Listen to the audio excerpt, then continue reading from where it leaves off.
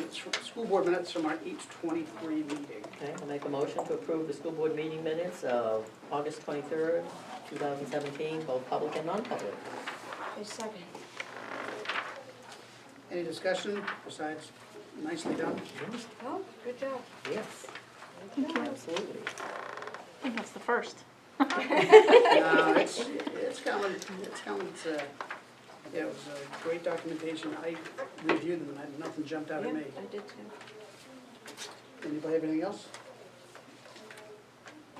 So all in favor of accepting the school minutes of 8/23, signify by saying aye. Aye. That's unanimous, thank you.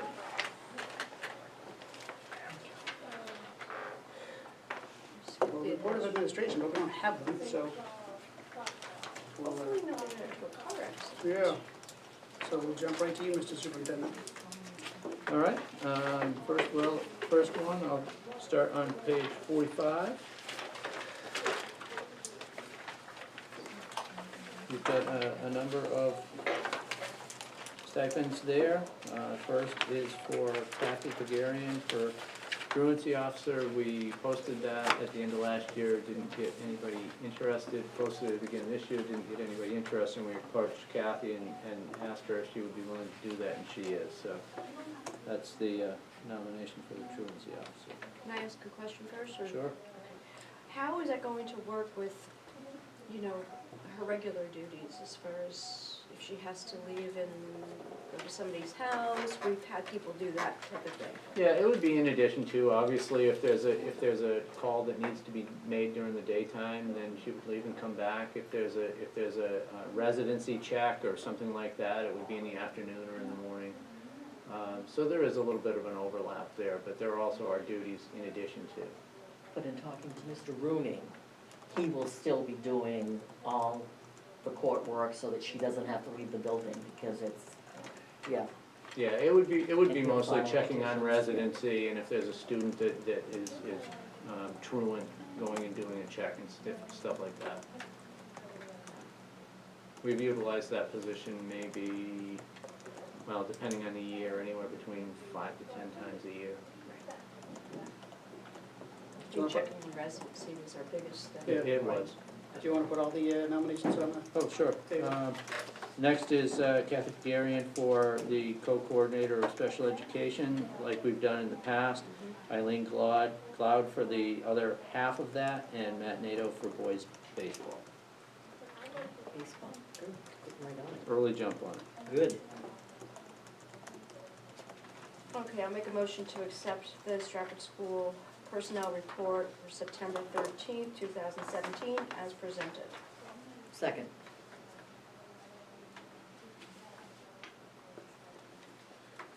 Discussion, questions? Yes.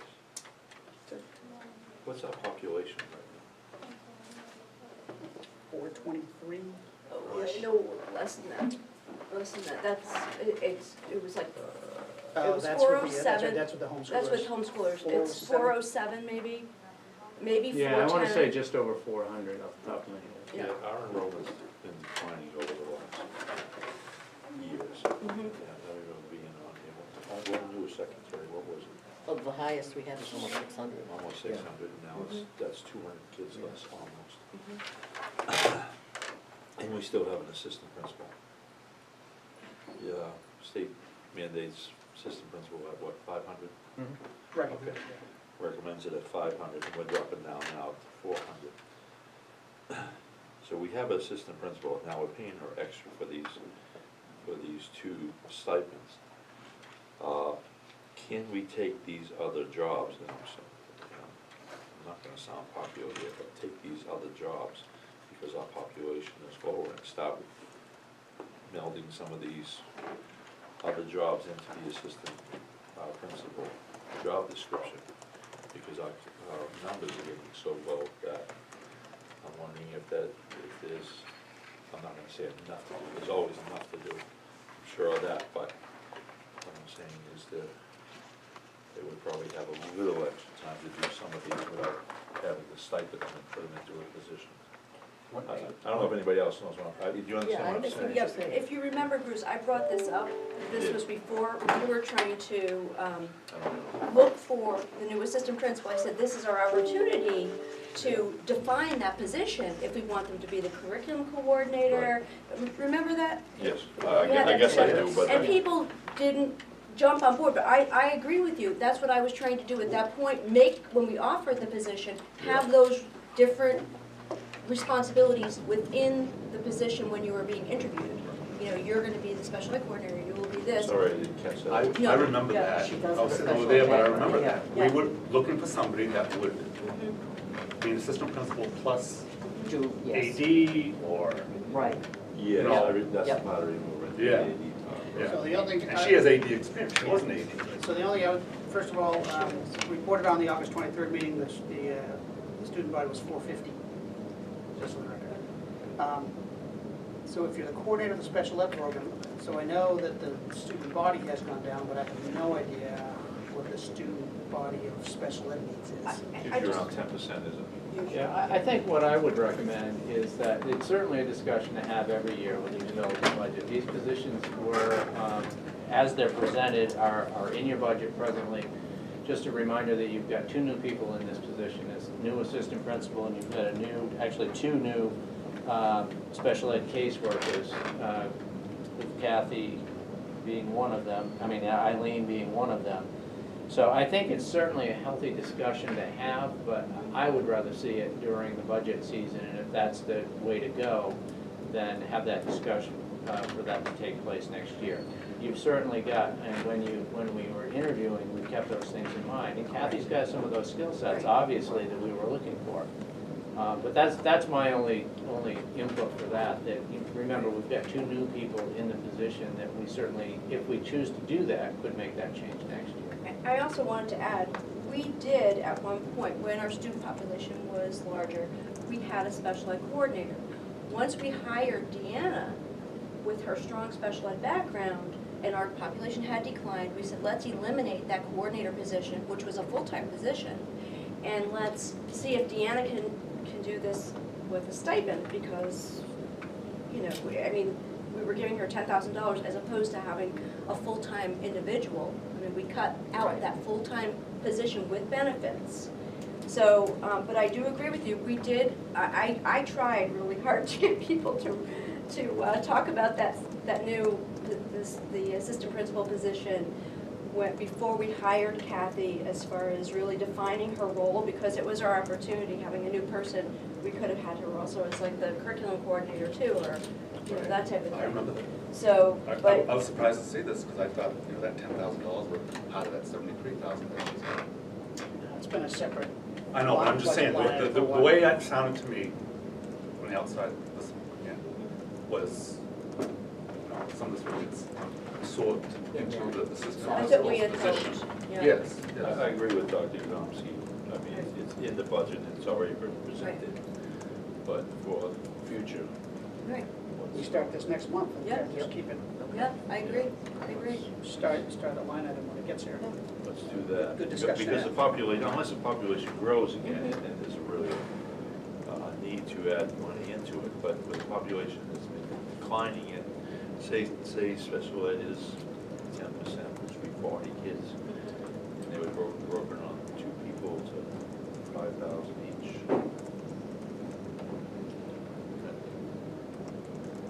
I would like to look at that budget. Yeah, and get a good number as to what our percentages, Exactly. to see what the workload is. Okay. How can we remember to do that? Do we have like a tickle list or something in our We minutes should. that we can make sure that we bring that up? Is there a way to? I know, believe me, you know how things go. Yeah, we say get that things and- 24-page budget. Is Yeah. it included in her contract that she? No, it's It's not, It's okay, a so it separate- needs to be. So it is a separate budget line item. It is a Okay, separate So budget. that should key us in when it comes up. Right. Okay. So, for nomination, any other discussion on the nominations? So all in favor of accepting the stipend personnel report as proposed, signify by saying aye. Aye. Okay, that's unanimous, thank you. Scott, can we just tell Scott what we were talking about? Yeah. We're gonna look at the budget, the upcoming year for special education coordinator position. Yeah. And where the population of the school is now 407, is that what you said? 415 was what we 415, reported. around that. Because assistant principal falls under a recommendation of 500. Yeah. We're gonna maybe blend that into that position starting next year. Okay. Not now, because Dr. Godomsky suggested that we already have the money this year, but when the budget comes around, we're gonna be looking at that, just to Okay. get a heads up. Okay. That'd be an interesting discussion to see what the percentage of student body is in those programs. Yeah. Just to see what the workload is. Yep. Yeah, we might need data for that. Sure. Yep. All right, the next is the personnel report that I handed out to you under separate cover. And I think the first two, we probably should have a non-public discussion before we get into those. Yes. But I'll jump right down to the stipends, and I'll read them all. Sarah Roy for Behavior Team Committee, Matt Nato, 8th grade advisor, Beth Lano, 8th grade advisor, Kathy Pignata, leadership team, Georgia Garland, leadership team, Janet Homiak, leadership team, Karen Beaverstock, team leader for 5th and 6th grade, Susan Williams, leadership team, Cindy Duffy, leadership team, and Jay Trafton, an interim team leader for grades 7 and 8. Why didn't we have this in our packet? Because I just received it a day, yesterday, I think. Okay, I think that, you know, personally, I would like to receive these things before the meeting, because this is a little bit of some of the things are surprising to me. So if we could have these things emailed to us before the next, if we have something like this, last minute, we It's should okay. have this before the meeting. So I do have a whole stack of, I mean, yeah, things come up in the 2 weeks prior to meetings. But, so I do have the entire stack of applications for each one of those that explains how they're being funded, if anybody has a question on that. I do. The behavior team, I didn't know we had a stipend for the behavior team. Part of the work that we did this summer. Can you give me a name? Is it, where's the money coming from? It's coming from Title IIA. Title II? Yeah. Okay, so it's grant, okay. It is. Grant money, Actually, okay. most of the, almost The all of leadership the, team ones all the are leadership read team as with grant well. money as Yeah. well. Okay. So I looked through them, and, I'm sorry, they're not nearly the same order as the list. Yeah, so this, Ms. Beaverstock for the team leaders REAP funding. They were all Ms. REAP Homiak is REAP. Yeah, they're all for the leadership team. leadership, so those are all REAP.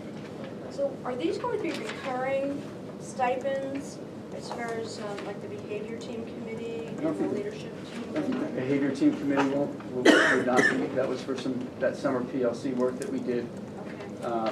which was a part of what I presented before the summer began, and with, I think I gave a roster sometime midsummer for the folks that would be on that group. The leadership team is something that we have stipend at that amount for this is our 3rd year now, and those have always been funded through either Title IIA or REAP, the leadership team stipends. The advisors are actually budgeted line items. Right, the advisors are budgeted. It's in that's one of those listed in the CBA. No, we know about the advisors, it's just the Yeah. leadership team. When it first started, I didn't know it was going to be a yearly stipend. I thought it was when we were just, the first year or two, I didn't know it was gonna be a permanent. Yeah, well, like I said, it's something that, I don't know if I think it is in here, maybe it's not in here. Maybe Brian has it. I'd given Linda a copy of the summary sheet for the roles and responsibilities, the expectations for the leadership team, when I sent these to Linda, but suffice to say that we asked them to do quite a bit in their role as team leaders and on the leadership team. So, if you remember, again, this is now back, spring of 2015, we did a whole resource manual that we presented to you guys as a result of Right. 6 or 7 months of work that we did in developing the structure for the leadership team. Mhm. And this is the 3rd year now that we've done, I believe it's the 3rd year that we've done stipends, we did them last year as well. So the behavior team committee stipends, that you you believe will just be for this year? That's done, that was from the summer. Okay, Mhm. okay, so this is a stipend that we didn't approve before the summer started. This was, right, those, Retroactive stipend. these were stipends that I provided the committee with, or with the board with information on the summer PLC that we're gonna be doing. We did two different groups. We did the competency-based education Right. conference, and I did a presentation, or I gave information on the goals, and I wanted to use both some summer curriculum money and some Title II-A monies for those, and I did the same with the behavior committee as well, around what we hope to accomplish. That was the restorative discipline piece that we worked on. I think I gave a report at the last board meeting on Right. some of the work that we've done, and there's actually some pieces in the my packet for this board meeting that shows some of the work that we've done in terms of, from that group, basically, from the group that worked this summer. So those, the roster for those groups, as well as the activities, were presented to the board. Right, Yeah, but we're not gonna see any more of the stipends for that committee, so we're done with Are the we stipends for that, for the Correct. behavior. That's what I was Cor- asking. correct. I didn't know if that was ongoing or. No, we're gonna it's still not. keep seeing it, okay. yeah. What's the difference between the leadership team and the team leader? Yeah, they sort of serve both functions, so there really, it's a good question, there really isn't a difference. The leadership team meets with both myself and Ms. Bulgarian, and these folks meet twice a month together as a leadership team, and then the team leaders meet with their individual teams between our meeting times on their own, so they lead their own grade level teams. So they're both. When do they do that? During the school day or after school or before school? When they? It's typically before school, Before school. the same with our leadership team meetings as well.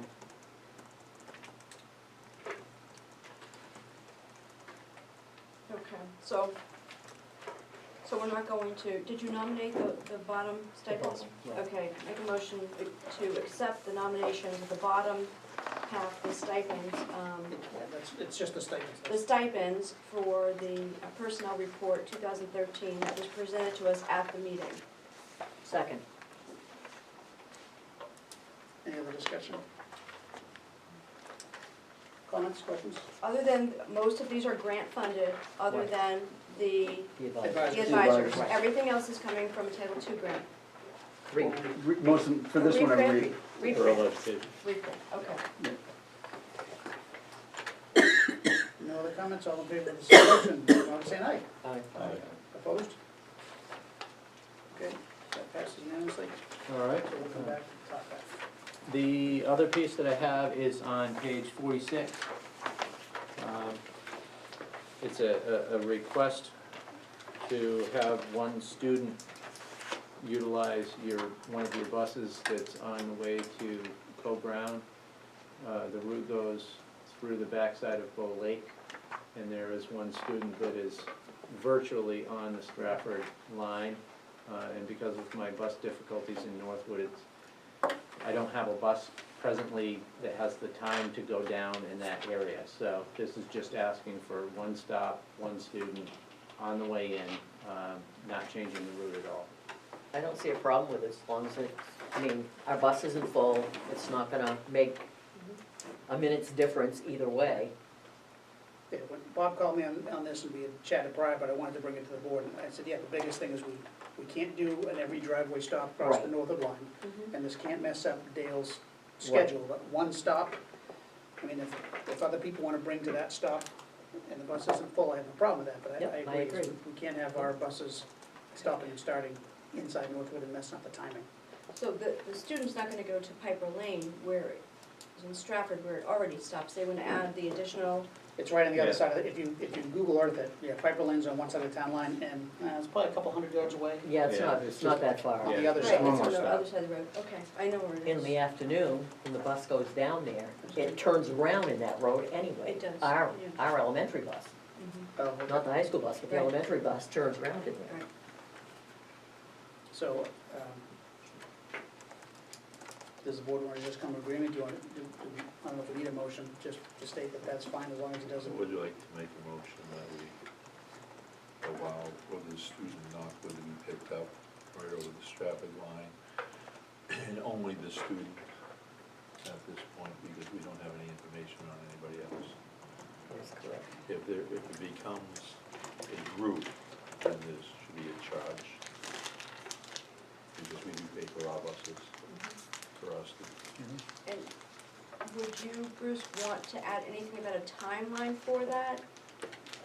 Would it be indefinite? Would it be until Northwood has their buses running, or? I'm hoping, I don't have a time, maybe for further notice, I don't know. Okay. yeah, I don't have a date to tell you. I'm hoping that by Thanksgiving or earlier, I can make some additional adjustments over there. But to this point, you know, if we could do it until that time, that would be great. After reading the letter in the Suncook Times, I'm not in favor of helping a district that doesn't help us for the problem that they create for more than just one student. Okay, so you need a second for your motion, right? Yeah. I'll second the That wasn't motion. part of the motion. That wasn't part of the motion, you were talking, that's what I was trying to say, okay. Okay, so here's a second. That's a commentary. Yeah, and we're gonna have a discussion. Yes, I think we started the discussion. Okay, sure. and I guess the way, I think it needs to be clear that as soon as then the Northwood buses are running, then that student would take the Northwood bus. But as, you know, it's close enough Yep. that to help out somebody is fine for right now. I feel that way too. I don't mind helping someone that's in need. Do you know if there's I don't want them bashing us though, because we're doing something good, that's. Right, I agree. Do you know if there's other students down that road? Yes, We- on we- that particular road, yes. We've got a bus presently that goes up, I think that's Bow Lake Road, is that the one on the other side? That's the one on the other side. But it comes to the top of that hill and goes in the other direction, so it's a pretty substantial walk for this one person to go. in Right, that to Yeah, get, on direction. top of the right, hill. to get to the. Yeah, yeah, this is the only request that I've had. Okay. I just, we're just gonna be very careful, as Mr. Patrick's motion Yep. has stated, is that all of a sudden 3 or 4 friends don't Yeah. start showing up and it's a Northwood drop-off point. Mhm. That'll have to be clearly denoted to the family. Yep.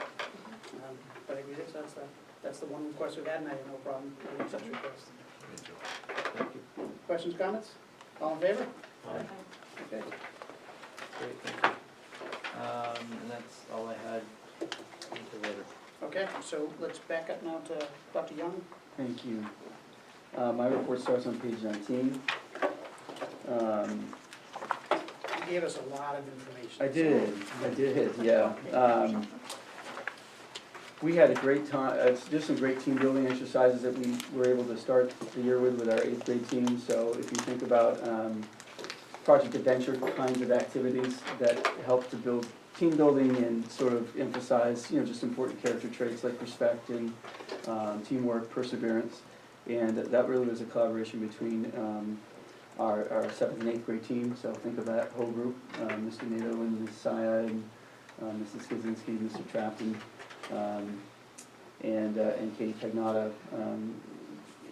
And it was a great way for them to start the year, to kind of work on those basic things, but do it in a sort of a environment where there's a lot of engagement. And I think we're seeing some great benefit from that in terms of the classes and just the way kids are interacting with each other in the 7th and 8th grade has been really positive, a great start. So I just wanted to recognize that. Kind of along the same lines, one of the and I mentioned it here in the quick narrative, but one of the things that we did to extend the work of the behavioral, or sort of restorative justice, restorative discipline group that we started this summer, which is still an active team. So I wanted to know that although we did the stipends this summer, that group is committed to meeting now, obviously without further stipends, continuing to bring forward sort of the work that we started. So there's good commitment from that group, Ms.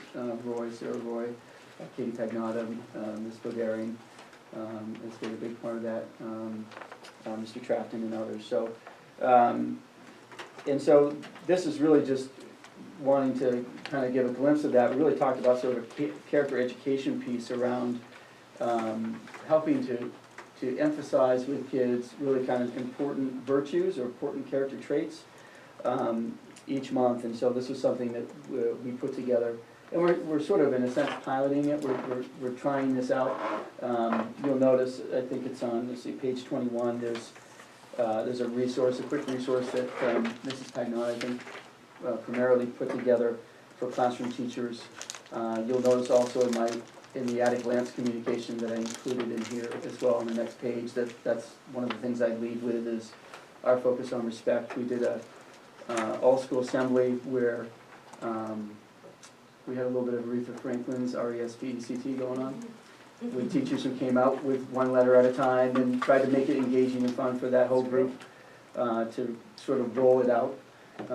And so I think it's just a great effort. It really complements some of the work that we talked about around restorative discipline, but I think it's also just an opportunity to really be responsive and sort of in front with kids around the kinds of positive things and skills that they can be engaged in here at school when it comes to basically how they relate to one another, how they relate to teachers. So it's sort of a stay tuned, but I think it's a really good effort. And we're excited about the work that teachers and kiddos are doing around this, at least for this month, respect. I think you can see the other ones that we are looking at as well: safety, responsibility, gratitude, tolerance, kindness, resilience, empathy, honesty, trustworthiness. So you'll hear more about that, but it's been a good start. Neat focus point for us. More informational, the at a glance communication is something that we're really trying to use our time wisely for our staff and faculty meetings. Not that we haven't necessarily in the past, but maybe really focus more on professional learning as a part of the staff and faculty meeting and less administrivia. And so one attempt for me was to create this at a glance communication. This is my first try at it, the one that you have here obviously. But so far the feedback has been positive. And it's just a way to, again, to get some important information out to people, but not necessarily take up meeting time if we don't need to, with the kinds of things that have to do more with, I call administrivia, sort of administration-related details. So we had our first staff and faculty meeting this month, a bit earlier this month, and it was a good thing. We were able to look at professional learning communities and what makes them work, and have sort of some breakout discussions among across grade levels for teachers, and then report out and debrief at the end of our staff and faculty time. So it's kind of a new format for us, so we're trying it out, but it sort of really integrates with what we're trying to do with our leadership team, with the competency-based team, with the curriculum crew, with the restorative discipline crew. We're really trying to create a culture of professional learning and really model the kinds of practices that professional learning communities engage in. So that's been, that was my attempt at trying to cut down on the administrivia. Also attached, you'll find that there's a sample of first grade curriculum reports. These came directly from that Friday that we spent in our workshop time prior to the start of the year. We have curriculum reports like this for grades 1 through 8. If you remember that we had our sort of shortened day for our kindergarten students on that same day that Dr. Driscoll was here with us. So we're working on some kindergarten pieces as well. We'll be with her. But I wanted to give you obviously a sample. And so on page 24, basically what you see is, and again this is for English language arts obviously, but we have similar reports in each of the, we're developing them in each of the core content areas. So for math we have similar reports, science and social studies. This is the product, if you will. This is the of where we are now and the work that teachers have done. I also want to point out that although the work that we did with Heather, Dr. Driscoll that Friday resulted in these reports, the work that the curriculum teams and curriculum crew have been doing to prepare are really all a part of what you see here. The first report on 24 really is the full rundown of Common Core aligned standards, and really looking at what the key standards are. So is that what the reference is in parentheses on each step? Is that a Common Core, one CC, one RF, 4A? That's right. So that's a reference, okay. That's correct. Yep, so those are all the actual reference numbers. Okay. You'll see that there's an introduced, practiced, and mastered, and you'll see assigned in the score column. If you see the score column on the left-hand side, you'll find that that's what those correspond to. So 2 for practice, 3 for mastered. Some of this is, you'll notice it says working draft in capital letters at the top. So as we work through this year, this will look different as we go through the year. This was really teachers' opportunity to really create this report in their grade level teams, but we have more work to do to really bring this to a final draft. But it really is a very solid snapshot of what curriculum looks like for, in this case, for English language arts for us in first grade. We are going to be meeting with Dr. Driscoll again next Tuesday with the curriculum team and actually our competency team as well, and look at next steps in terms of our work. So we have the detailed English competencies.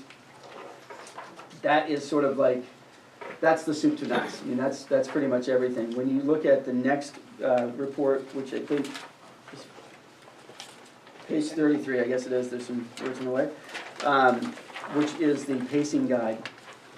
So this, again, gives us a map for the kinds of skills we're introducing, right? So you have the whole compendium, you have the whole volume of standards in the detail report.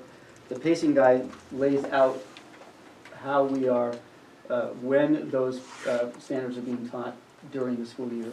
And again, this is a first go at it. So as we look at this, I'm sure there'll be adjustments that we make for this report. But it does create some clarity for teachers and for grade level teams around what they're accountable for when it comes to teaching standards, what standards, and when we teach them. The last report that you have is this, again, these are all working drafts, but one of the things we have talked about is really, can we develop a document that's easy to use, it starts on page 36, it's user-friendly basically, easy to understand and read, that we could give to community members, that we could give to parents, that we could give to board members and so on.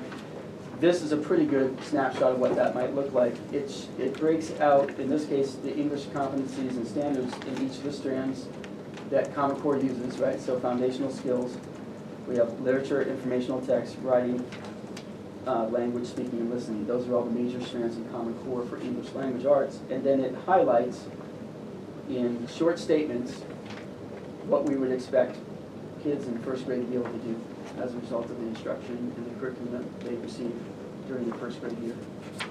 So I love this report. Again, we can do some more things with it to create maybe more of a brochure with it ultimately, sort of contextualize it to Strafford. Right now it's just kind of words on the page. But I think it's a great step forward in creating clarity for people around what does curriculum look like at Strafford. It's really, and so this was broken out for each grade for the main subject matter. Correct. So we have science, math, English language arts, and social studies in grades 1 through 8. We'll be working on kindergarten as well. So we have it, and these reports are all in PDF form, and they've all been shared with teachers as well, so they can start to access them and look at these. Like I said, the next part of the process is to really outline a clear end goal for this year, because I think we're in a position where we can really finish curriculum alignment this year, and then really start talking about assessments. Not that we're not using assessments now, but really talking more specifically, intentionally about assessments in year 2, especially when you start thinking about competencies. A lot of places, a lot of times, there isn't one place to start with competencies, but we are talking about looking maybe at assessments as a place to start for that. Did you say that you put this all together for that half-day workshop? Right, which is, and the reason, when you look at this and you think the volume of work, because this isn't just for grade 1, this is grade 1, 2, 3, 4, 5, 6, 7, and 8, is because Revolutionary Schools has a whole tech platform where they can front load and preload all the standards and content, and then they have it's not a software, it's a web-based tech platform that allows teachers to quickly select those standards that are going to So be. you build it from a generic. Exactly, so you already have a template, Okay. and then all the reports, they already have all the PDF templates for the reports to filter into. So it really takes a lot of the, in a sense, a lot of the bureaucracy and a lot of the legwork. 85% of it's done for you. What's that? We have to pay for that? We are, but it's through Title II-A monies. Okay. But it's well worth it. Yeah. For It generated that kind of product for all those Yeah, grades. this is Right. great. It's For pretty what- comprehensive. yeah. No, I think that folks are going to really like this, and hopefully the teachers like it too. Yeah, well, I think too, for just thinking about, again, the work that the curriculum crew has done, and really across grade level teams, because for the latter half of last year, we had content teams where basically every teacher was a part of at least one content team. For our teachers of our younger kids, they were involved in more than one because they're not content specific. So a lot of teachers were spending time on 2 or 3 different committees in terms of the curriculum alignment process. So it's a big applause for the whole staff and faculty, because and it's nice to see something tangible like that to result in it, so. So your visualization is it's a working draft. Right. But far less work now needs to go into tailoring it to what the teachers feel they need. Exactly. Because you have a tool on the table. Exactly. Yeah, so now we can work with Dr. Driscoll during the year, and we can start to really be more, the word I would use is granular, be more specific with, does that pacing guide, do we want to take some of those standards, and are we actually looking at, maybe we're doing those more in first rank.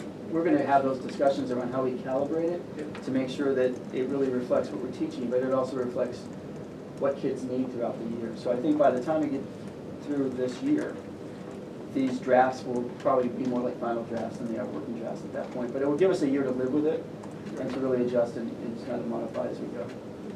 Okay. I also, I know Mr. Monahan had asked about our sub list, so I included that there. We are, I was stunned. yeah, we do have some ads out and some postings out for substitute teachers. We're a little bit down for that, and so we've had a couple folks who have put applications in. We're hoping to add a few more substitutes. I know there's 8 names there, but if you look at the listings, Cindy Gale has quite a challenge sorting them out. Now, I drive past Deerfield and Candy going to work, and I see both of them have signs up saying substitutes, please call, so. Yeah. Everywhere. People want to, it's ridiculous. Yeah, no, it's tough, and then when you get the restrictions, no, I can understand that Cindy trying to sort these out each day. I was going to hand these out to you. You have this form in your packet, but because it's not in So color, we can't read, yeah. it's much more difficult to really make sense of. Yes. Sorry. Yeah. And I need to give some credit where credit is due, because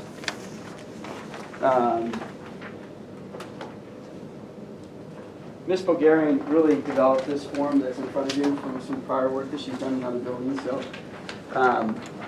I would consider it a draft for us. We are sort of adapting it for Strafford, but one of the things we talked about with the school-wide expectations committee, the restorative discipline committee group, is really having great clarity for everybody in terms of what levels of response look like to different kinds of student behaviors and kinds of tools that teachers can use in classrooms to work with students during challenging times. And so, to me, this is a wonderful tool because it gives you that information, and it also shows different levels of behaviors and what kinds of response we might want to have at the classroom level, but then also potentially at the office level as well. And so this is something I think that's been really positively received and is really some good feedback on using this as a tool. It doesn't obviously encompass everything, which the form itself mentions that. You can never do that, but it really does give a pretty good roadmap. Yeah, and some guidelines for teachers and for administrators in terms of how we're going to work together with kids. There's also an office referral form that Kathy developed, and this was developed with some feedback from teachers as well, and some of the work that we did in our in-service time prior to the school year. Again, it's really more informational, but it shows a little bit of what we tried to carry forward from the work that the PLC group did this summer. Do those stay on record if they're used? So if a referral form is filled out, does that maintained in the library for the year? Yeah, it is. We probably will use like a 3-year binder or something to that effect. Obviously all confidential in terms of Yeah, but just security. historical data. Right, exactly, yeah, but just so we can look at trends as an in-house kind of piece for us. So again, I think that that group has really been active and done a nice job, and certainly Ms. Bulgarian's really been wonderful in helping to provide some tools right off the bat in her role, that have been well received, so. Some good things happening. On your discipline form, is there an indication that the parents have been called? Is there a phone number that they were reached at, or the time you attempted to call? I think, for the office referral form, Correct. I think there's a place here that talks about you can circle if you called home. Okay. There's a, and Oh, I there's, see it now. yeah, so there's different, selections there. And really, again, I would say, we're open to feedback on how to, things we could add or improve, but,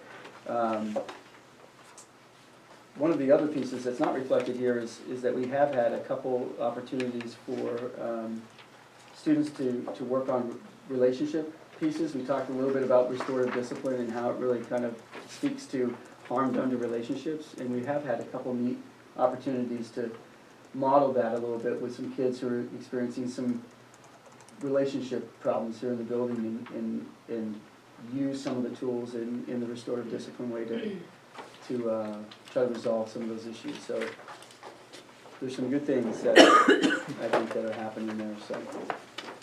What is, let me ask another question. Sure. On your yellow copy, Yeah. under actions, it says must. What's that?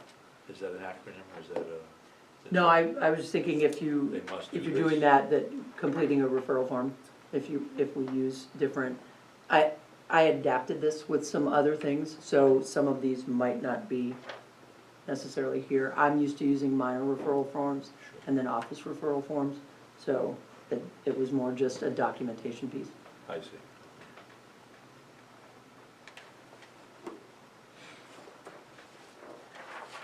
Nice job. Thank you. Yeah, this was great work by you and the staff, thank you. Okay, so we're like a month in. Can you give us a 2-minute Reader's Digest of how full day kindergarten's going? I think it's going well. I think that,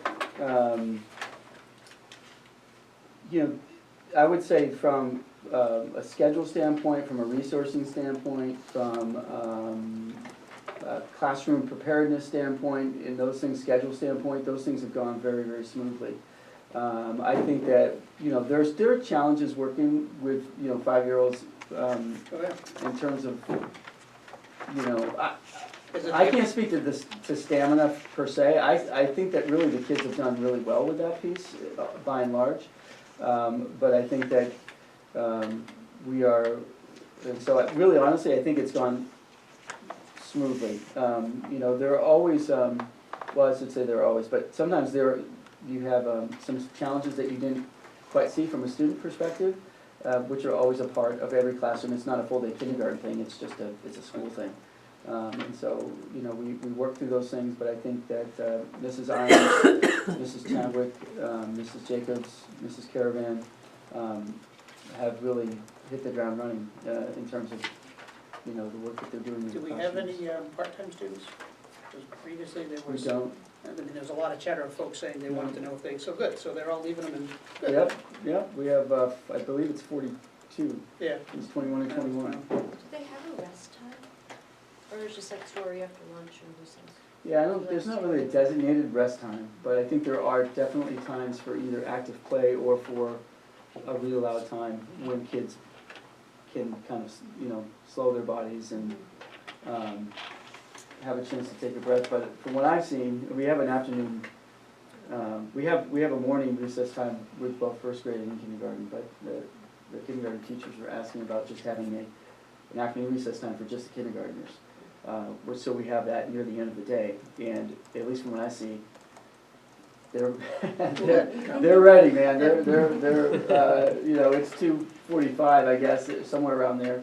It's near the end of the day, and Mrs. Irons could certainly tell you this, as could Mrs. Jacobs, but they're a good group. It's a sweet group of kids. So. So I've had you know, some folks asked, what does the board know? I said, if the board knows nothing, then it's going on. Right, yeah, it's been smooth, I mean, Yeah, good. there's always challenges, like I said, but certainly nothing that the teachers haven't handled very well, and I think we're off to a pretty good start. Yeah. So is that it for you? I believe so. Back down, so, okay, back to policies. Want to take it over, Ms. Lord? And we have, Second reading on JICK, pupil safety and violence prevention, bullying.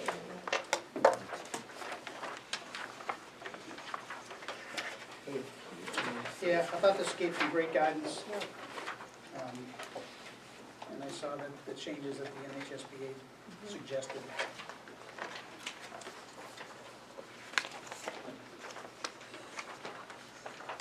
And hopefully this is one of those ones that gathers dust and you never hear about. Hmm. That would be nice. But, I mean, I read through it, and there's a ton of information and a ton of guidance, and probably the first one to say, no matter what's written black and white, will never cover every instance, but That is correct. it gives the administration teams, teachers, everybody some guidance on what to do. And all the RSAs are noted.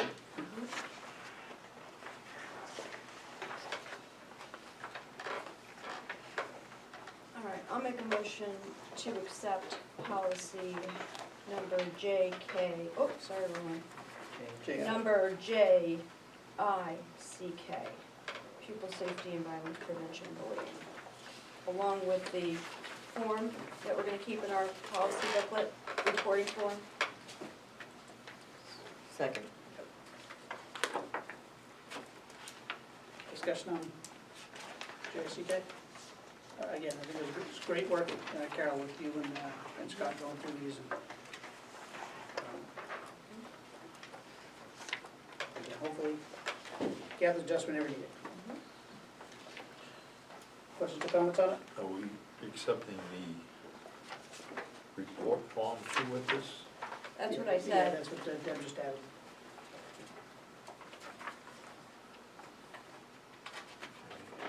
Is there anything on the fourth page that has information about parents talking to their children about bullying procedure? And is there anything on the reporting form, once again, that tells when the decision has been, whether it's found or not found, is reported back to the parents?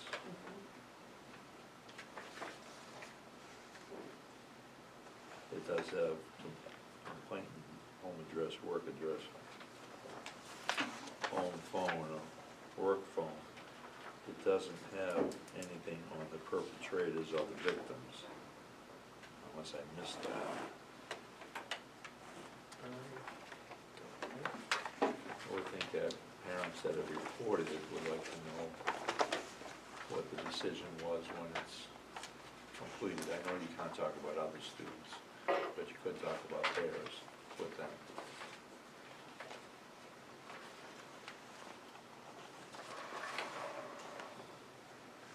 Do you want to add something to this form? Well, that's what I was. Well, so on page 54, you have the whole section of communication with parents upon completion of investigation. Right. So, The 2 days the principal. where's that document then? We're big on data and documentation here on all the previous forms. We've read about everything else. I don't see anything on this one. Okay, so the form we have is just For the- report of the Right. bullying. Right. So we don't have, do you want something, the report to parents, or what are you saying? Well, the principal will send a letter to the parents within 24 hours.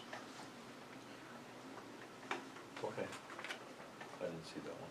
That's step 2 of, Right here. Within 24 hours, that seems like a short time. well, that's within 24 hours of the results of the Of the investigation. decision, Of being okay. Yeah. Okay. And there is a template that we have, it's not a form that goes to parents or anyone else, but it's a template that we use to make sure each of the pieces of the investigation were done, and it sort of breaks out the definition of bullying.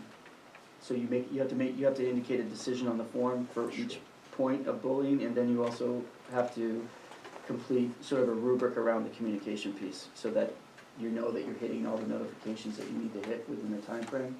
So Where it's- does that go, that form? It's really an internal document to make sure that we stay organized. It's sort of a rubric or a template.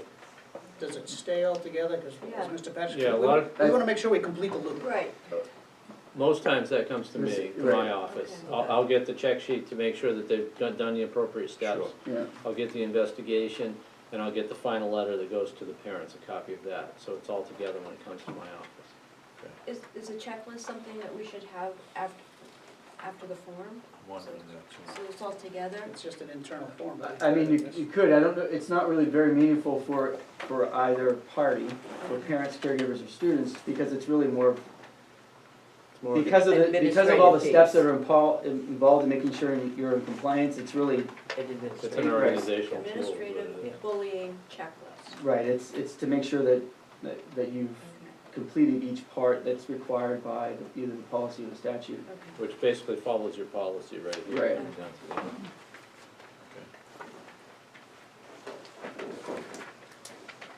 Further questions or comments on that one? All in favor, accept? How many bullying cases do you get a year? Roughly. Roughly, maybe 5 or 6. That's not bad. That's good, all right. It's a word that's pretty much worn out in the English language these days. I was wondering if there was, because. I mean, I'm not saying that's how many because- times the word is used, but that's how many Right, investigations. investigations Yeah. you've done, Mhm. okay. Yeah. All right, I thought it was gonna be a little bit larger than that, Yeah. because of the way the Oh, word is yeah. banted around. Mhm. All right, thank you. Yeah. So you have a motion on the table to accept policy JICK with the attached reporting form. So all in favor? Aye. Opposed? Abstained? Okay, that passes unanimously. Okay, the second one is JKAA, use of child restraint and seclusion.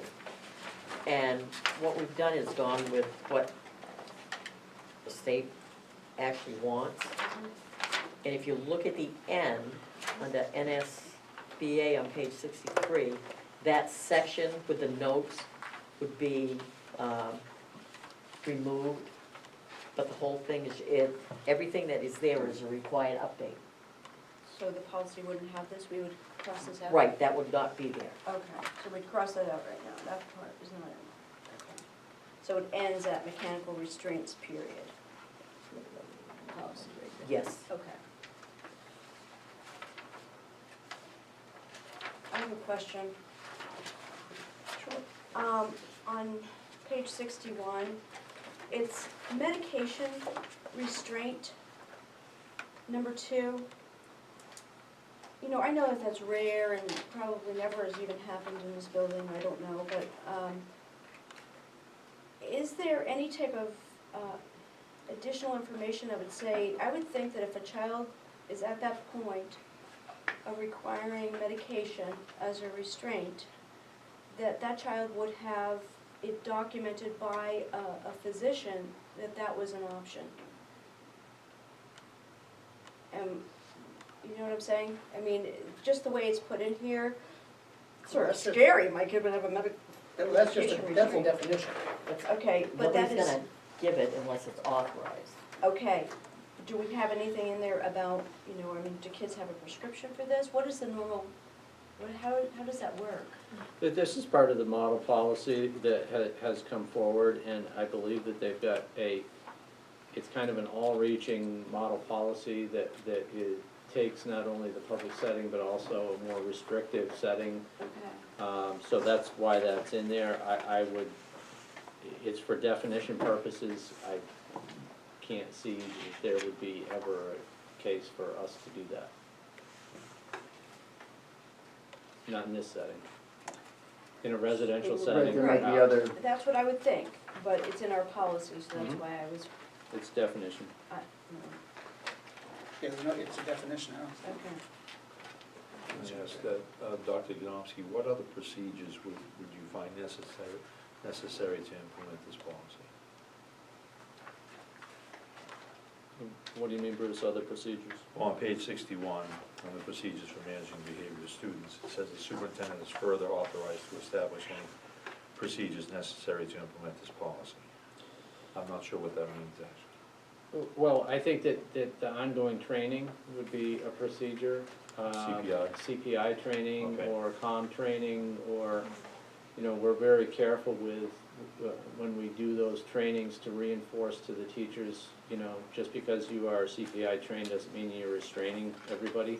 I think that we're really careful with following that through with any training, with those discussions. That's what I would look at as further procedures. Great, that's perfect, thank you. I know we had this discussion maybe a year or two ago. Well, when was it? 2014, I guess we first approved this. We talked about having a room where the child was secluded in that policy. Do you know what, where, do we have this place where a child is secluded? Well, if you read the definition of seclusion, it doesn't necessarily have to, some people picture that as a room by itself that you're gonna be shut in, and that's not necessarily the case with seclusion, so. I would imagine we've got a number of places where kids can take quiet timeouts and be away from other kids, but I don't believe there's any particular designated seclusion room.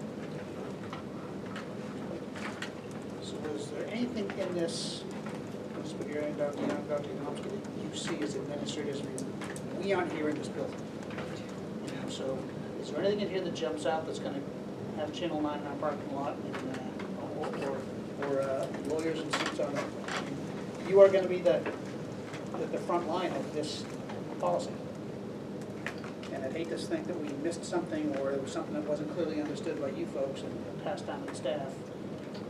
I look at this policy as clarifying it for staff. It says in here in a couple of places, restraint will only be used by trained school staff, seclusion will only be used by trained school staff. I think that's the important piece. We're not saying that some of the restraint and seclusion won't come into play at times, but it should be rare, it should be by trained staff, and I think that's the ongoing discussions with all staff about those procedures that are really important. It's, part of it is that, like for instance, Ms. Bulgarian shared some training, basically, it was a PowerPoint, but some training that she's done in the past around how to de-escalate kids. So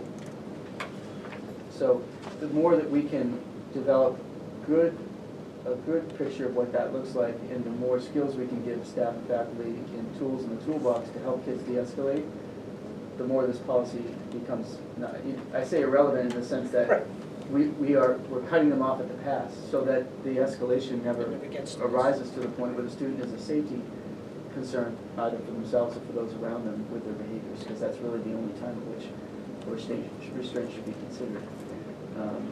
And then the other piece is around the training piece, and so that's the CPI training, which I have, and making sure we have a team in place that can respond if that's needed.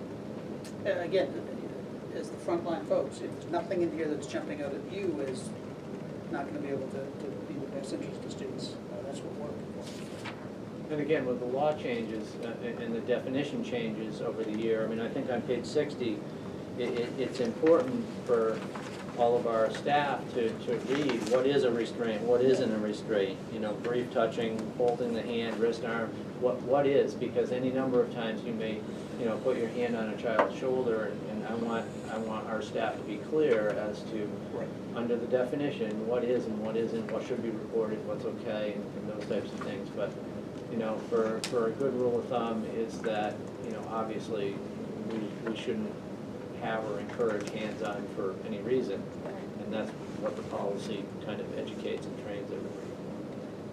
I want to go back to the seclusion. On page 61, number 5, it does talk about, it's a child is unable to exit either due to physical manipulation by a person, a lock, or other mechanical device or barrier. So it sounds to me that there is a room with a lock that the child cannot exit. We had this discussion like several years ago about this. is there a special room?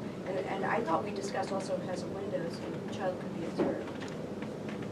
It says that, seclusion, even if a Yeah, that's window the or device That's the definition of it. is present, yeah. But, That's the definition of it. right, so we do have the roof like that, with the lock, that child is secluded. Well, That's what it says. if you read the definition, Yeah. if you look at Dr. Young's office, you know, at certain times, if it's used for that definition, then that could be a room for seclusion. That's why I say it's important for staff to be able to understand the policy, read this policy, and what is and what isn't seclusion. I mean, some people may think that it's not seclusion, but it falls under the definition here, so I think that we need to be aware of that. So I don't believe there's any specific room that we're using for seclusion, but by definition, you know, I suppose if any of those criteria are met, then it's seclusion. Have we had to have a child secluded in a locked room? Not in the time that I've been here.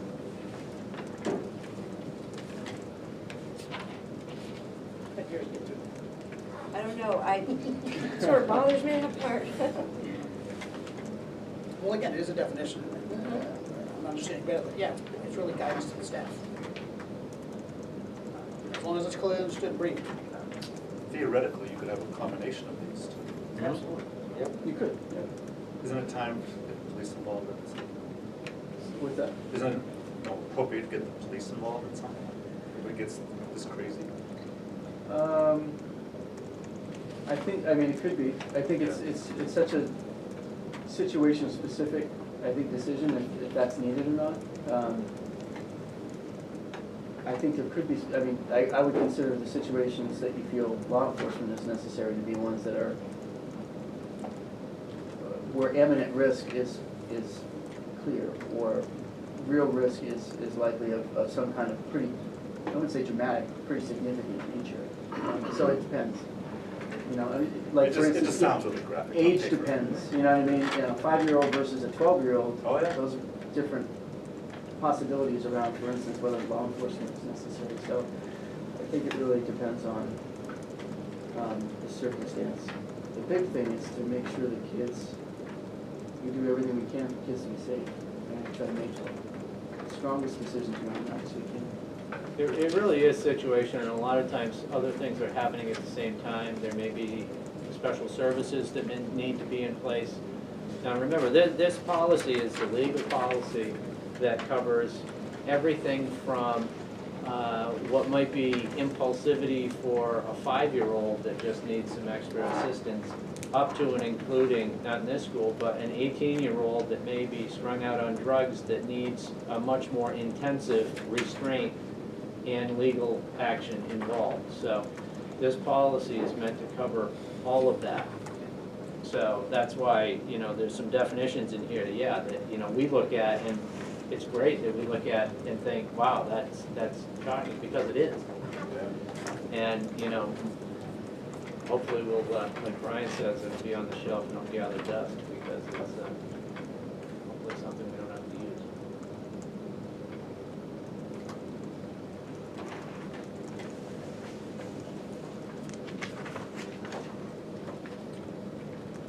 If you motion to accept this. Questions, comments on it? Do something? I'll make the motion to accept policy JKAA, use of child restraint and seclusion, with the exception of the school board note section on the last page, to remove the notes. It's just information for us.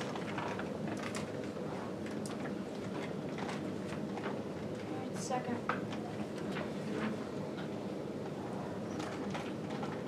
Any further questions or comments? All in favor? Representative Aye. Uh, Opposed? Abstained?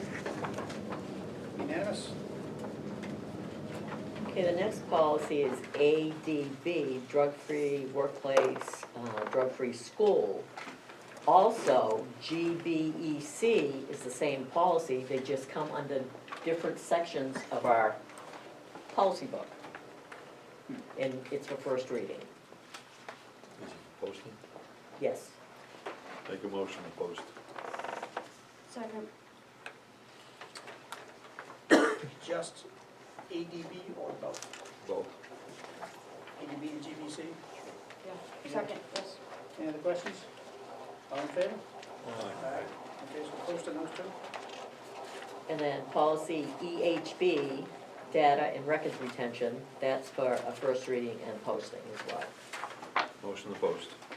Second. Questions? All in favor? Aye. Policy EHB-R, local records retention schedule, and that's for a posting and first reading. Motion to post. Second. All in favor? Uh, Aye. Unanimous also, okay? Got the last one, Carol? Yes. Thanks, Carol. These are messy, uncomfortable, not a lot of fun. I appreciate you sitting and going through these and trying to make them applicable. 'Cause this is what keeps us out of trouble. And there's more coming, Yeah. some of which we have no policies, so we need that. We have an HSBA guidance on, so we don't have one yet. This is what they recommend. Yes.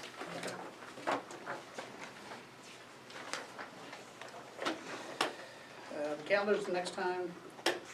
Any committee updates? Have there been any committees? Not for our district, Okay. SAU, yes. For the joint stuff.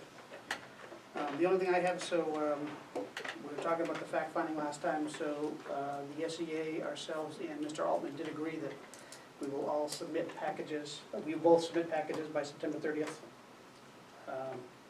And Mr. Altman is gonna do it by correspondence. His per diem is $1,800, and he expects it to take 2 to 3 days. That $1,800 is split between the two parties.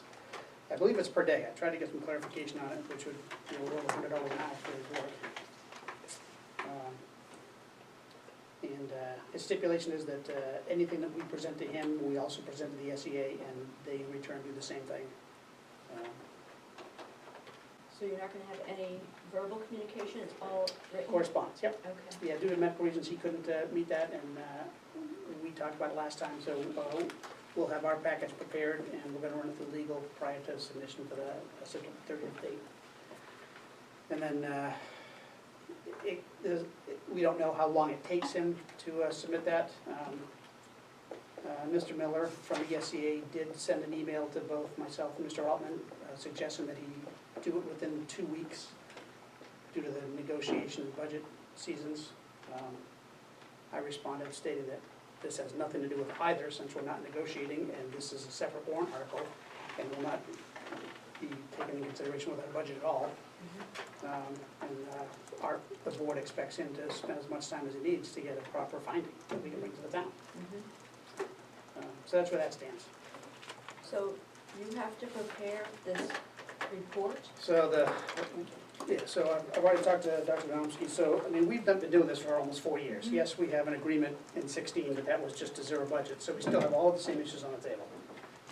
So it's just taking all of this information that we have been trying to work on over 4 years, put it in a package, and we're not sending in 400 pages, it's really just the big rocks, with a lot of background information on ready available stuff. I mean, it's very easy to go on the Department of Education website and see starting salary pay, average salary pay, salary schedules.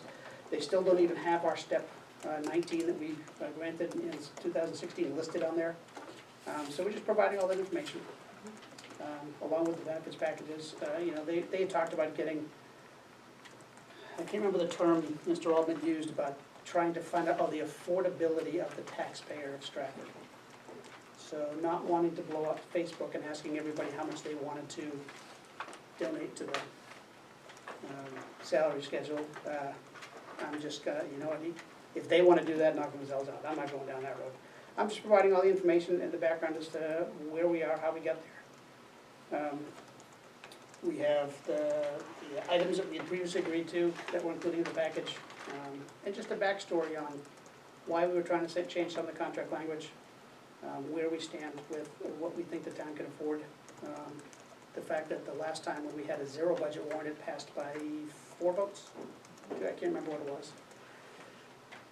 And so we'll just put that all together for him to review, and he'll bring back a finding based on the 2 packages presented. And from what I understand, that is the, that we can, it will come to us and we will vote on it, whether we support it or not. We'll go to the SEA, they will vote whether they support it, but it doesn't matter, it still goes to the town as a separate one.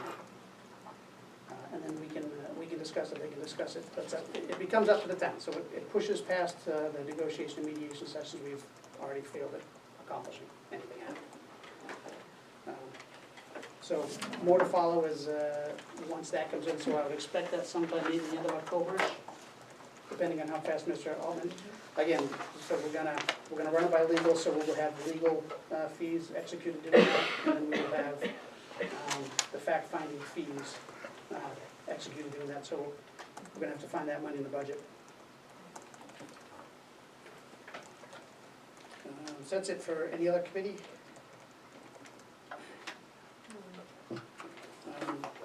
It's somehow not on here, but before we get to future meetings, so correspondence. Oh, did you get that? I have that on now. I wanted to make sure that got in here. Yeah, I'm sorry, keep going. So I did get some correspondence from Jim Russo from the town. He sent a letter to myself as the lead negotiator for the board, and to Alan Gom as the lead negotiator from the Strafford side, requesting the information that's all public, that we've already had and gotta be presented. So in the compilation of doing this, I have put, I haven't transmitted it to him yet, but I have put together the information that we have that's been public since we're at impasse. The 2 emails responded back from Alan Gom were very interesting, because he twice suggested to Mr. Russo that he contacted me for information. I find it very interesting that an organization that has continually said that the board is doing things wrong, that it's all my personal fault, I'm the one that has information on it. He asked about the fact-finding information. I don't remember if I printed up the email, but pretty much the statement from Mr. Gom back to Mr. Russo was, I don't really know all the details, why don't you ask Mr. Monahan? So again, and I'll state it for everybody, I'm very frustrated with this 4-year process that they still put absolutely no effort into learning this. They put all of their cards behind a union spokesperson to organize and put together information, and then they come and speak against the board and try to get people riled to support the teachers and all that, and they're putting no effort into this. So it will come out in fact finding, we'll see where it goes. But that's the only communication and correspondence I have had. If anybody else, you said? Yeah, we did get an email from Marjorie. I don't know if people remembered, but we all received this. We asked a couple of questions at our last meeting. One, I was asking questions where our capital reserve fund accounts were held, and she answered that question. They're held at the New Hampshire Public Deposit Investment Pool, and she gave us the website. I also asked how much the adequacy aid was that we received last year in 2016 as opposed to 2017, and we received $164,397 less. And I'm going to give this to Amelia to include in the minutes. Yeah, so thanks for reminding me of that. So I also had asked Marjorie, based on the last meeting, could she, after we got through the DOE form to find out that we're returning $421,000 and change, I said, hey, what did we do for the past 3 years? So fiscal year 14, we returned $200,360. 15 was $679,491. 16 was $780,717, and this year was $421,26. So we're down $300,000 and change from the highest, which was last year. But again, remember, that was unanticipated revenue from health trusts pushing all that money back to us. It has to do with adequacy money. There was the preschool overages that we got back. She did say they've been seeing savings on tuition lines. We were close on that. And then the health insurance rates have been coming in lower than what they quote in October when we went to that last year, where they gave us that crazy number, and it was less than half that. So, I mean, we just need to push to the folks that those last 2 years when we got that ton of money back and it really helped lower tax rates in November, it's not happening this year to that kind of extent. And Bob, please thank Marty Reed for getting those for me. I really do. 'Cause it's just helpful to let folks know where we stand.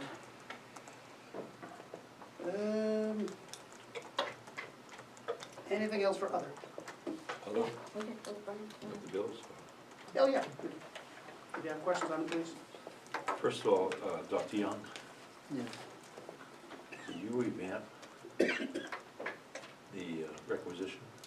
Yeah, that's really our budget request form, but we use it as a requisition as well. I love this better than the other one. Oh, There's a great definition of space where it says what the order was for. that's what we try to Instead of do. bothering you now, I can sort of reference this and see what it is. I think you should throw all those old ones away. It has a little spot there where it has a justification line. We use it as part of the budget development process, I but, really like that. Thank you for doing that. sure, thank you. Now I gotta go the other That way. is, Yeah, isn't it? yeah. Yeah, there's a line now for exactly what it is, so anybody that could be doing the bills would look up and see this, and you don't have to query Dr. Young on every single thing that we get, however, there are some things here. Sure. Dr. Young, I'm very confused on this one. Yeah, Mr. Donald Clark was a substitute, correct? he was, yes. Okay, and is this the man that we asked you to do the face-to-face interview Correct. with? We did, yeah, Okay, and this is the confusing part for me, yeah. and probably for all of us once I say it. Our last meeting was on August 23rd. August 23rd, and you said you hadn't met him yet. No, I You haven't. just talked on the phone. Right. However, he submitted days that he worked on the 22nd. Hmm. That's the day before the meeting that you'd never met him at, but he was working on. Yes, So I'm not sure what this is. This is very confusing. yeah, that is I'm not doing confusing. a private investigation thing, but it's just showing that there's something wrong with this. Yeah, Was there a conference he attended? I think that must be what it was. We had an in-service, that was one of our in-service days. But you would have seen him, Right, I would have, I didn't see him. because we had a big go-round of hiring someone that you only talked to on the phone, Correct. because Correct, according to this, he was out of Weren't you, town. out of the, you didn't go to one of those days? Yeah, you shouldn't get paid for that. Wasn't there one of the days you missed due to illness? No, not for the in-service. I think that's what it is though. I think he was here and probably integrating with the 7th and 8th grade team. I didn't see him here though, but that would be the only explanation for that. No, I'm sorry, Amelia, but in the minutes you called him Don Carl, I called him Clark, so Clark. the name is, It is Clark. Oh, yeah, I didn't know until I just saw that. Yeah, okay. So, for clarification, can you find out what happened with this? sure. Yes. Thank you. Meeting with him tomorrow morning, actually. Thank you. Oh, really? I mean, not related, but I am, Okay. yeah. All right. Now, also in the minutes, the last minutes, we accepted personnel report, hiring several people, one including Shana Deschamps, which we received her state release, yeah. However, there's one here that I don't see that we accepted, and that's Antoinette Canfield. She's working in the library, she's a library lady. Oh, did we accept that one? at Yes. one point? Oh, well, it must have been the last time then, okay. Yeah. It just took a little I longer think to it come back. was. Yeah, that's. By itself. Just making sure, just No, that's good. crossing Ts here, okay. Okay, we've also talked about teachers using their own credit card to buy things. And it seems like that's starting to happen again. Setting up their own application. Well, yeah, is there a school credit card, or we used to have one? We don't have a We school. don't. We don't, because it was our audit that said we shouldn't have it. Right, Right, So instead of using a school credit card, now people are using individual credit cards, which is worse than using a school credit card in my mind. yeah. Okay, and then charging it to the school, so, would you try to curtail that? I can, yep. All right, thank you. 'Cause there's a couple, I mean, is it all there's on several. Amazon? Is is all using, Teacher pay teacher, a lot of it's Amazon. we can't have an Amazon account? Well, the SAU does have an Amazon account. Okay. Can we go through that? We can use that. Sometimes it's a timing issue, Okay. you know, because it obviously, you have to do the PO process, we have to create the PO, I have to sign off, it has to Right. go up to the SAU, they have to create an invoice, then they have to order it. And sometimes items we need are a little bit more immediate than that, but. Thank you so much, Kevin. So how So do does- the other schools go through you for your Amazon account, for their Amazon account? Yes, We do, so. yes. Occasionally, we will get, if it's an emergency, we will get a credit card purchase and then it will come through as a reimbursement. But normal course of action, if people plan ahead and come through us, that's the cleaner way to do it. So do your, There's 3 or 4 of them in here, to personal credit cards. Yeah. Our auditor would probably frown on that. If they frown on a school credit card, they'd frown on it. Yeah, we try to get them to come through the process. I mean, like Dr. Young said, at times it's a little time sensitive, but, you know, we try to get people to plan ahead and send things over when they can. Some of these things don't seem to be something that we needed right at that point. No, so. yeah, that's true. Okay. How many guidance counselors do we have? Just one? We have one. We have one. What do we do when she's out of the building? I know that, I'm not creating a problem, I'm just noticing she's going to a few She's going to conferences. conferences, yeah. Really, it usually, it depends on the issue, but it's typically You? myself or Kathy. Yeah. When Mrs. Pagano's not here, yeah. In emergencies in the past, we've shared guidance counselors too. If there's Right, yeah. if Well, there's an yeah. extreme emergency, we have from time to time pulled guidance counselors from each of the districts to come in and assist when the. And there are times too, Bruce, when if, like, for instance, a case manager who might have a really strong rapport with a kiddo who may I be see. experiencing something that day, a lot of times they'll step in. That's a go-to person Right, for the kid. exactly. Okay. Yeah, we can connect the kiddo with someone like that, That's nice. yeah. Once again, Dr. Young, receipts older than 30 days. Yeah, I missed one, yes. All right, you knew that was I coming? did say, well, I made an emphasis of it, so, yeah, Yes, I didn't see it's that not one. listening, I'm gonna start crossing these out, but. You keep saying that, I think you have to follow through. Yeah, well, I hate, It's I on hate to me. think, I am absolutely right, I mean, I do say it, but I don't wanna ding the people for Well, doing it, but I wanna ding the process for it, so it doesn't happen. Yeah. Not you, but the process. No, I for it. understand, yeah. Because we did meet, this one was charged on, what, does anybody wanna cut it out? Well, I think that we've said we weren't gonna do this anymore if they kept doing it, and, you know, it's like as a parent, you gotta, at some point, deliver the consequences. Yeah, no, well, this one was 8-7, so it's 9. We had 2 meetings. Yeah, after that. exactly, that's what I was getting to, we had 2 meetings in between it. Yeah. How much is the bill? 89.97. Yeah. That would send a message, absolutely. They would end up with a six-tier chrome rack for their basement storage or something, so I'm not sure how. Isn't that something we can order anyway, instead of somebody going themselves and getting it? Did we write that in a policy? Yeah, let's If we wrote it in clear, a policy. clear cut. It's been a procedure that we use, but I don't know if it's in a clear policy or not. We don't have enough. Have you ever seen a policy like that? Yeah, I don't think we have that in the policy. That's just something that we need to reinforce. Yeah. Right, Which I've done, but I missed that one, so, okay. yeah. This is That's our all. last chance.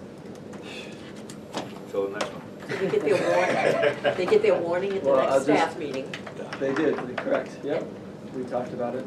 You may want to take Specifically. that one and raise it and say this came very close to not Yeah. being paid.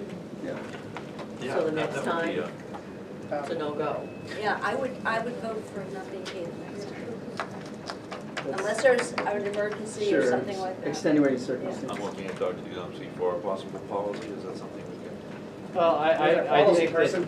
Oh, okay. I think that that's Procedure. something that should come both from the building principal as an emphasis and from my office, from the business administrator, an encouraging letter Okay. to the staff, letting them know that after 30 days, they own it. All right.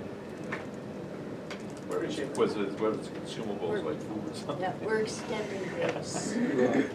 Maybe already eaten it. Yeah, you need a sixth here, right, yeah, rack, okay.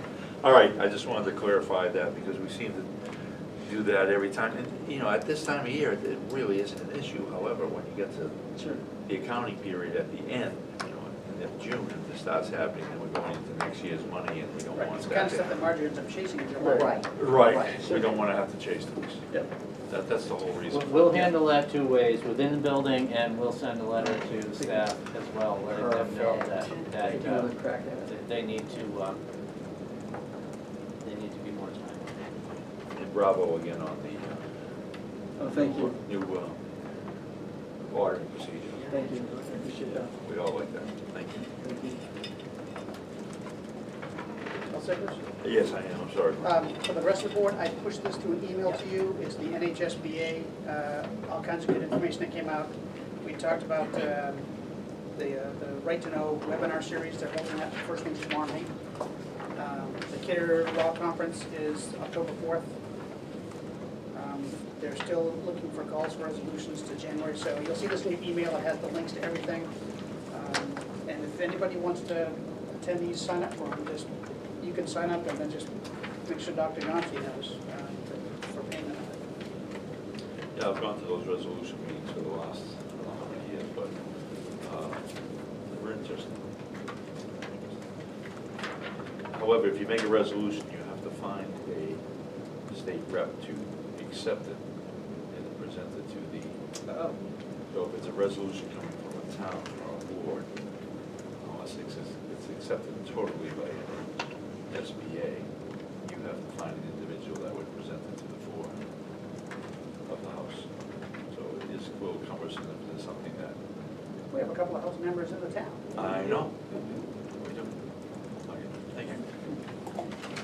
Yeah, I want to just give an update. I know for various reasons, several of you couldn't attend the last SAU 44 joint board meeting. And at that meeting, we talked about the amount of money that we have in the SAU general fund, the unassigned fund balance. And we're going to be discussing it at our next meeting. And I mentioned at that meeting that I was going to update Strafford because, you know, people had different things going on that night, and we want to make sure that people have the information and know what's going to be discussed. I have a copy of the fund balance of what is in the general fund.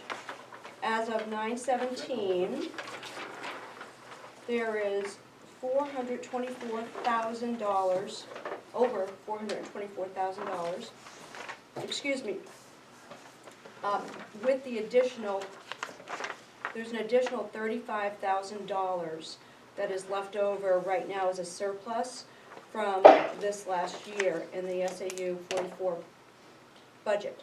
So now there would be $460,000 in this general fund balance.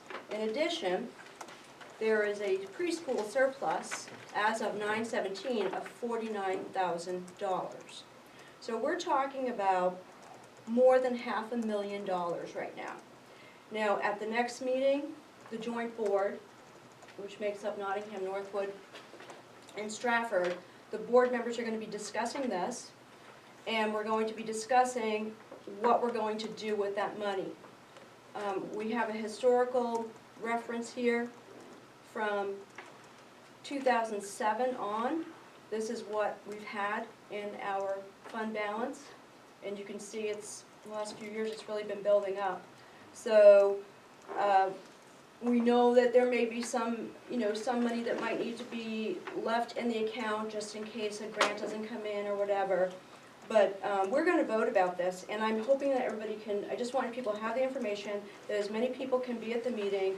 This will impact our residents, because we could possibly be getting $150,000 back to our town. If we look at this money, we divide it by approximately a third.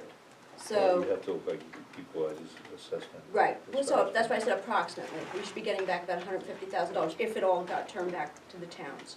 So, this is, you know, the SAU is different from school districts where they can hold over a balance, whereas we have to turn our money back to the towns. So, this is just food for thought, because people weren't there at the last meeting. It will be discussed and most likely voted on at our next meeting. So, this is just for your information, okay? Thank you. Bob, Brian, could you give your clean copy to Amelia? Well, what year did you start this? What I just wrote down. Seems like 20 years ago.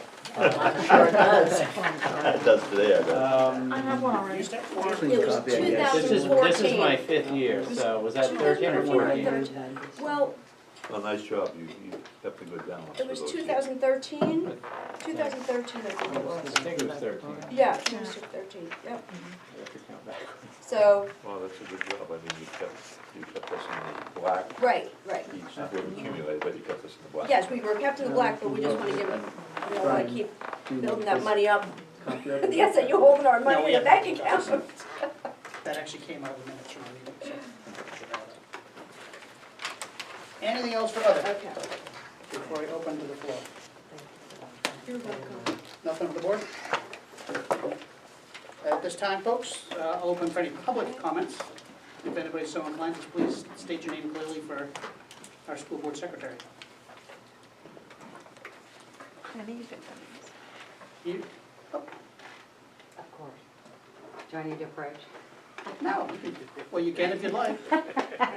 I know, you're gonna laugh, I love it. Krista Myslinski, I got a question for you. You had mentioned that Jim Rousseau had submitted a requisition for information, and I just didn't see that attached to the agenda. The email? Yes. Oh, Do you have copies that you can distribute, or can you publish that? of So, the request or the information? of the request, whatever Sure. they're asking for? Sure, I can email that to Amelia and have it, I'll have it put in the minutes, since I did mention it during the meeting. Absolutely. Well, the minutes run One meeting behind. or more, unless they're No, we catching up. should- They I mean- were, I mean, we should accept the minutes for this meeting in 2 weeks at the next board meeting. okay. All right, I just didn't know how it worked. It's honestly, it was. I just didn't see it attached No, behind the you're right. agenda, and typically they were attached It behind wasn't, the I agenda. didn't, well, yeah, we usually get the stuff, so he didn't send it to the school board email. He sent it to me personally, and he sent it to Alan Gown personally. Okay, We were the two negotiators. So everything sent to the school board email does get put in the minutes. And yeah, I will include his email, and it was really, honestly, just one sentence: could I have any information pertaining to the fact-finding package you're putting together? okay, It's that simple, because I had to call him and say, what are you talking about? I know, yeah. And My- it's public information. My other comment that I'd like to bring before the board to reconsider is you passing of the bullying standards that were brought before you. Having gone through it, having lived it, having talked to other parents that have lived it in Strafford School, meeting the state, whatever the state recommends, to me is not acceptable. You always shoot above and beyond. And this is something that shouldn't be taken lightly. And I just think the wording, as far as what was put together, is very loose. And I would like to see it tightened so that administration has exact responsibilities as far as what they should do.